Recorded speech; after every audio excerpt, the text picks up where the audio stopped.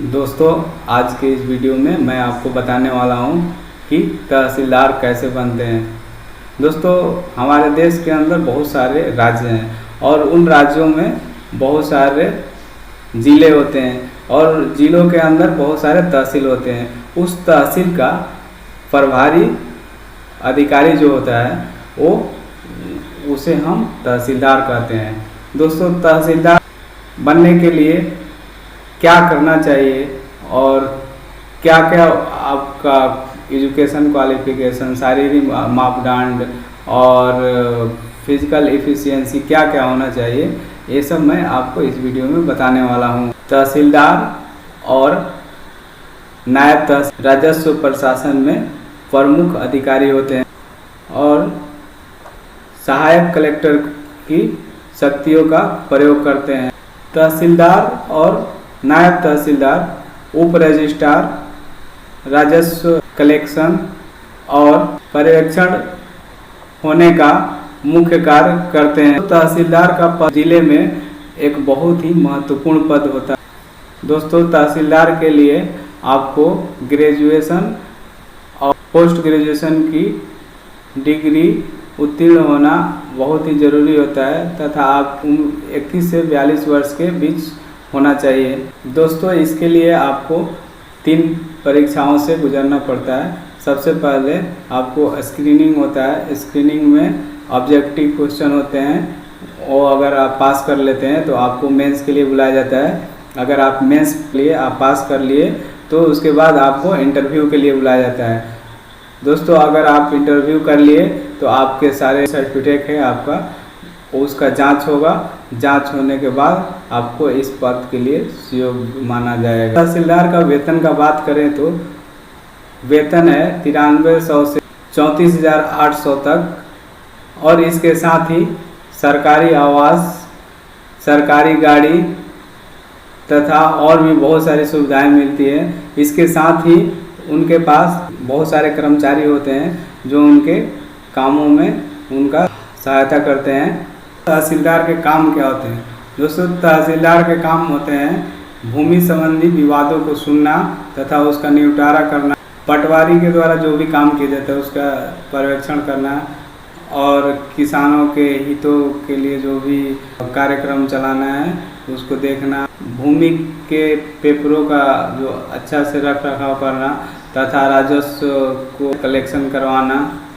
इनके हस्ताक्षर के द्वारा ही जाति प्रमाण पत्र, आवास प्रमाण पत्र और आय प्रमाण पत्र निर्गत होता है। भूमि अधिग्रहण या संपत्ति अधिग्रहण का मामला इनके कार्यालय से ही सॉल्व होता है। प्राकृतिक आपदा में राहत कोष तैयार करना तथा राहत सामग्री वितरण कराना इनके कार्य होते हैं। किसी प्राकृतिक आपदा के द्वारा फसलों के नुकसान होने पर किसानों को उनका सही से मूल्यांकन करके और उनको अनुदान देना, यह इनका कार्य होता है। अपने तहसील में बीज, उर्वरक और खाद्य पदार्थों सारा ब्यौरा रखना और उसको अवेलेबल करवाना इनका जिम्मेवारी होता है। दोस्तों, अब मैं आपको ये बताने वाला हूँ कि नायब तहसीलदार कैसे बनते हैं।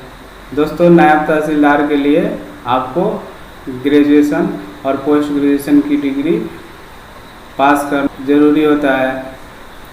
दोस्तों, इसके लिए आपको लिखित परीक्षा होती है। लिखित परीक्षा के बाद आपको इंटरव्यू में बैठना पड़ता है। इंटरव्यू में पास होने पर आपको इस पद के लिए चुना जाता है।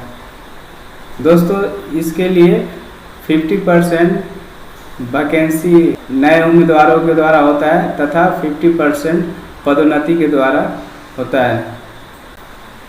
दोस्तों, इनका वेतन 9300 से 34,800 तक होता है और सरकारी आवास, सरकारी गाड़ी तथा इनको और भी बहुत सारी सुविधाएं मिलती है।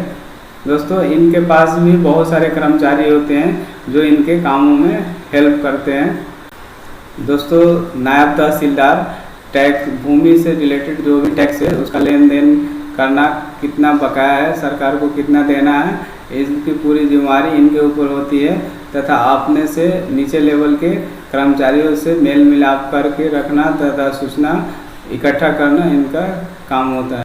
दोस्तों,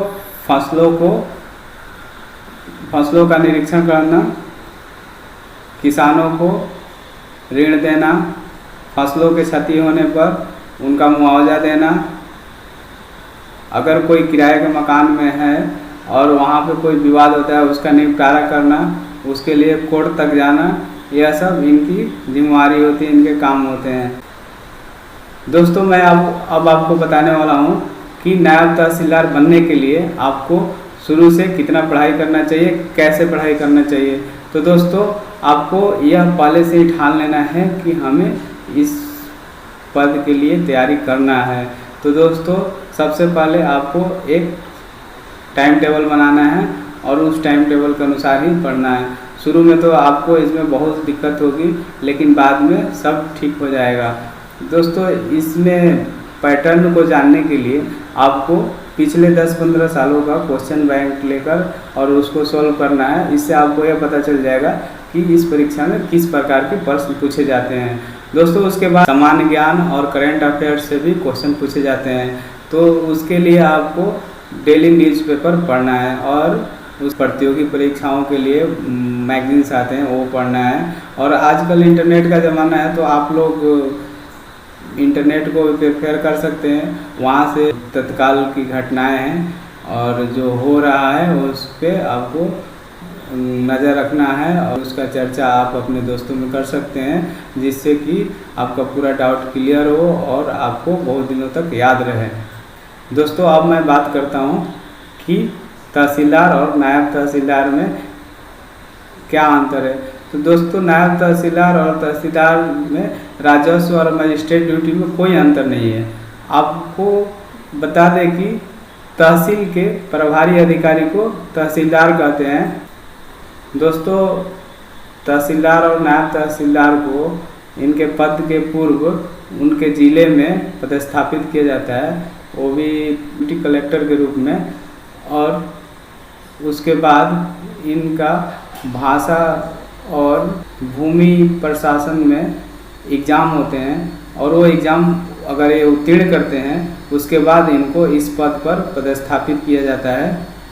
दोस्तों, तहसीलदार को सहायक कलेक्टर ग्रेड 1 की शक्तियों से विभाजित किया गया है, जबकि यह शक्ति नायब तहसीलदार को प्रदान नहीं किया गया है। तहसीलदार राज्य सरकार के द्वितीय श्रेणी के राजपत्रित पदाधिकारी होते हैं और ये राजपत्रित पदाधिकारी के रूप में प्रमाण पत्र बनाने और उसको जारी करने के लिए अप्लीकेबल होते हैं। दोस्तों, जबकि नायब तहसीलदार को यह अधिकार प्राप्त नहीं है। तो दोस्तों, यह रहा आज का यह वीडियो। आपको अगर कोई भी डाउट हो तो कृपया कमेंट बॉक्स में लिखकर ज़रूर पूछ सकते हैं।